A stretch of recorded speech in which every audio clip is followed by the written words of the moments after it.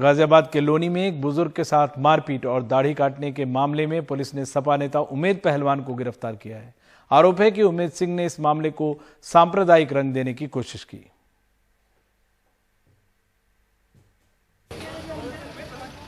लोनी के स्थानीय सपा नेता उम्मेद पहलवान को गाजियाबाद पुलिस ने दिल्ली के LNJP अस्पताल के पास से गिरफ्तार कर लिया। फरार होने के बाद वो पहले बुलंदशहर और फिर दिल्ली में छिपता रहा, लेकिन शनिवार को गाजियाबाद की क्राइम ब्रांच ने उसका पीछा कर हाथापाई के बाद पकड़ा। पुलिस के मुताबिक उस पर गंभीर आरोप हैं। इनके द्वारा जो एक मारपीट की घटना थी उसको एक अनावश्यक सांप्रदायिक तूल इन्होंने दिया। इन्होंने जो फैक्ट्स थे उनको छिपाते हुए एक नया वर्जन प्रस्तुत किया, जिससे संवेदनशीलता बढ़ी, जिससे तनाव बढ़ा, जिससे गलत मैसेज देने की इनके द्वारा कोशिश की गई। यही इनके ऊपर मुख्य आरोप है। सांप्रदायिक सौहार्द बिगाड़ने की इनके द्वारा पूरी कोशिश की गई है। लोनी में 5 जून को बुजुर्ग अब्दुल समद के साथ मारपीट हुई और दाढ़ी काट ली गई। फिर 7 जून को उम्मेद पहलवान ने पीड़ित बुजुर्ग को साथ बिठाकर फेसबुक लाइव किया। आरोप है कि इसी फेसबुक लाइव में उम्मेद ने मामले को सांप्रदायिक रंग देने की कोशिश की। पुलिस ने मारपीट के मामले में 10वें आरोपी पोली को भी गिरफ्तार कर लिया। विक्टिम जो इसमें है और जो एक्यूज हैं वो भी एक दूसरे को जानते थे। ये बात हम लोग शुरू से कह रहे हैं कि अज्ञात नहीं थे। हमने कभी अपने पहले वर्जन में भी ये बात कही है, क्योंकि हमारे पास उसके साक्ष्य हैं जिससे साबित होता है कि महीनों से एक दूसरे से इनकी बातचीत है और एक दूसरे से परिचय है। वहीं गाजियाबाद में बुजुर्ग के साथ मारपीट के मामले में न सिर्फ ट्विटर के खिलाफ मुकदमा दर्ज किया है, बल्कि नोटिस भेजकर जांच में शामिल होने के लिए कहा है। लेकिन ट्विटर कितना सहयोग करेगा, इस पर सवाल जरूर उठेंगे, क्योंकि पिछले 1 साल में गाजियाबाद पुलिस ने ट्विटर को 26 मेल भेजी हैं, जिसमें एक का भी जवाब नहीं आया है। इसी तरह पुलिस ने फेसबुक, इंस्टाग्राम और व्हाट्सएप को 401 मामलों में मेल भेजा है, लेकिन इनमें से जवाब सिर्फ 246 में आया है। बुजुर्ग की मारपीट के मामले में ट्विटर से 1 हफ्ते में जवाब मांगा गया है। साइबर सेल की शिकायतों को लगातार हम लोगों ने तुरंत फॉलो अप एक्शन के रूप में मेल किया गया है विभिन्न जो भी सोशल साइट्स हैं उनको, सोशल मीडिया साइट्स को। उसमें अधिकांश ने रिस्पॉन्ड किया है। कुछ एक मामलों को छोड़ के लगभग सभी के रिस्पांस प्राप्त हुए हैं। एक सोशल मीडिया साइट से रिस्पांस प्राप्त नहीं हुआ, लेकिन 2 दिन पहले उन्होंने एक नई ईमेल आईडी प्रोवाइड कराई है कि इसके माध्यम से उनकी ग्रीवांस रिट्रेसल के लिए कि आप उस पर मेल करेंगे तो आपको तत्काल जवाब दिया जाएगा। होप कि चीज़ें और बेटर होंगी और हम सोशल मीडिया साइट से होने वाले जो भी क्राइम है या जो भी फ्रॉड है उनसे जल्दी ही और अच्छे से काम करके और अच्छे से वर्कआउट करेंगे। बुजुर्ग के साथ मारपीट करने और उसका वीडियो वायरल करने के मामले में पुलिस ने सभी आरोपी गिरफ्तार कर लिए हैं, लेकिन सोशल मीडिया को लेकर जो केस दर्ज हुआ है उस मामले में पुलिस अभी तक एक भी आरोपी गिरफ्तार नहीं कर पाई है और न ही ट्विटर की ओर से गाजियाबाद पुलिस को कोई जवाब मिला है। गाजियाबाद से मुकेश सिंह, NDTV इंडिया। और मॉक ड्रिल से मौतों के मामले में आगरा के श्री पारस अस्पताल को क्लीन चिट मिल गई है। प्रशासन की जांच में कहा गया है कि मॉक ड्रिल की वजह से एक भी मौत नहीं हुई, लेकिन पीड़ित परिजन इस रिपोर्ट पर सवाल खड़े कर रहे हैं। एक ट्रायल मार दो दोपहर में, एक मॉक ड्रिल करके देख लो, समझ जाएंगे कौन सा मरेगा कौन सा नहीं मरेगा। सही बात है, सही बात है। एक मॉक ड्रिल करी हमने सुबह 7 बजे, मॉक ड्रिल हुई, सब दोषी नंगे, ये किसी पता नहीं है, ये मॉक ड्रिल कराई, सुन कर दी सबकी, फिर छट गए 22 मरीज, तुरंत खोल दिए गए। 22 मरीज छट गए और भाई साहब जे मरेंगे। और कितनी देर के लिए मॉकड्रिल करा? 5 मिनट के 5 मिनट में 22 मरीज मॉकड्रिल। नीले पड़ने लगे। ओहो ओहो। इस वीडियो में एक अस्पताल का मालिक डींगे मार रहा है कि कैसे उसने मरीजों की ऑक्सीजन सप्लाई रोक दी। ये वीडियो 8 जून को वायरल हो गया।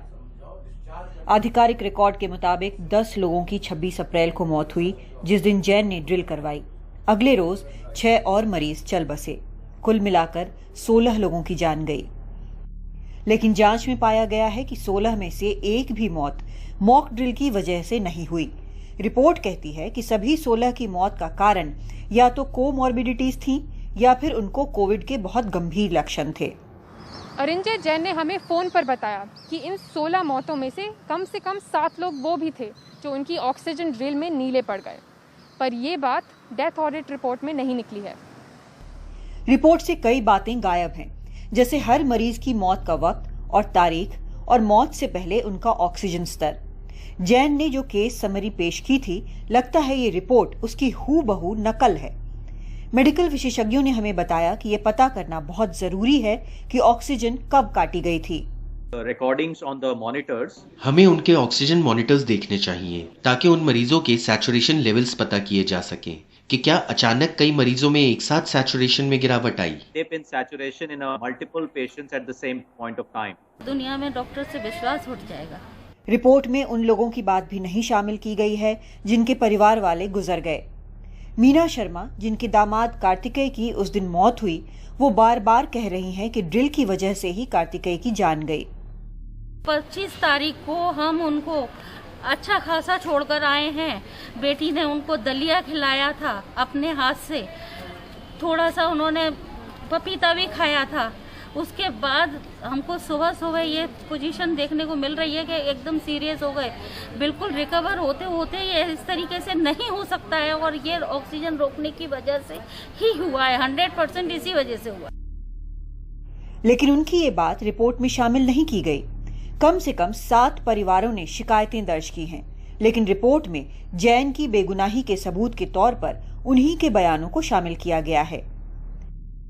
जैन के अस्पताल पर तो ताला लगा हुआ है और उस पर आपदा प्रबंधन कानून के तहत ऑक्सीजन की कमी के बारे में झूठी अफवाहें और डर फैलाने का आरोप है। मरने वालों के परिजनों को लगता है कि ये इन्वेस्टिगेशन एक खानापूर्ति थी। कुछ लोग अभी मुद्दा हाई कोर्ट में उठाने वाले हैं, लेकिन सच अभी तक सामने नहीं आया है।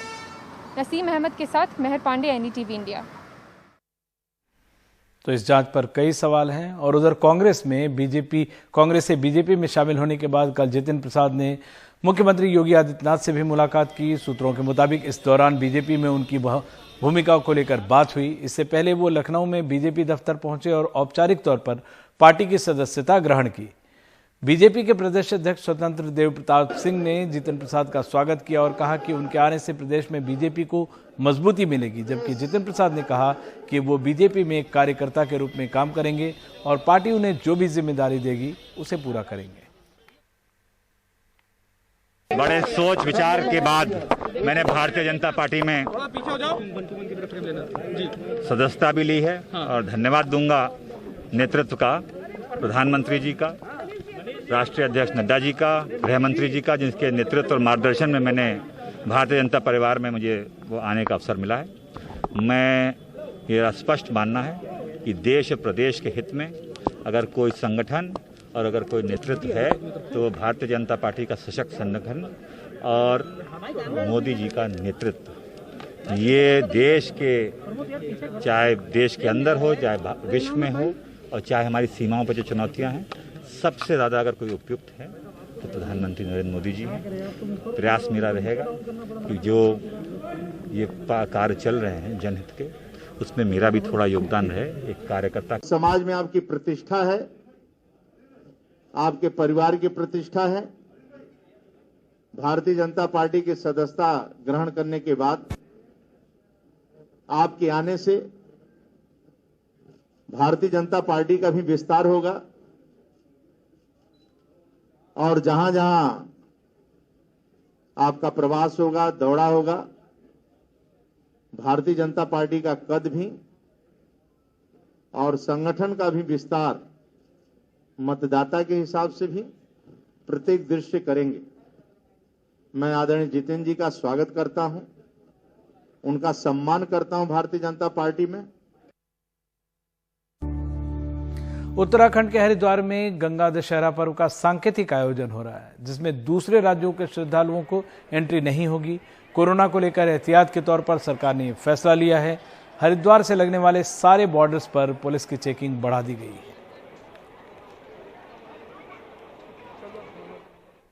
उधर हरिद्वार में भारी बारिश की वजह से गंगा का जलस्तर भी बढ़ा है। गंगा का जलस्तर बढ़ने से लक्सर तहसील में कल 2 क्षेत्रों में स्थानीय ग्रामीण फंस गए। बहाव के बीच में फंसे 20 लोग नदी में बने टापू पर खड़े थे।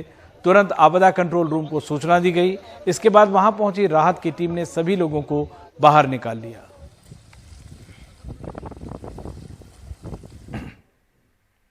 और अब बात एक ऐसी बुजुर्ग महिला की जिनमें अपनी फिटनेस को लेकर दीवानगी की हद तक जुनून है।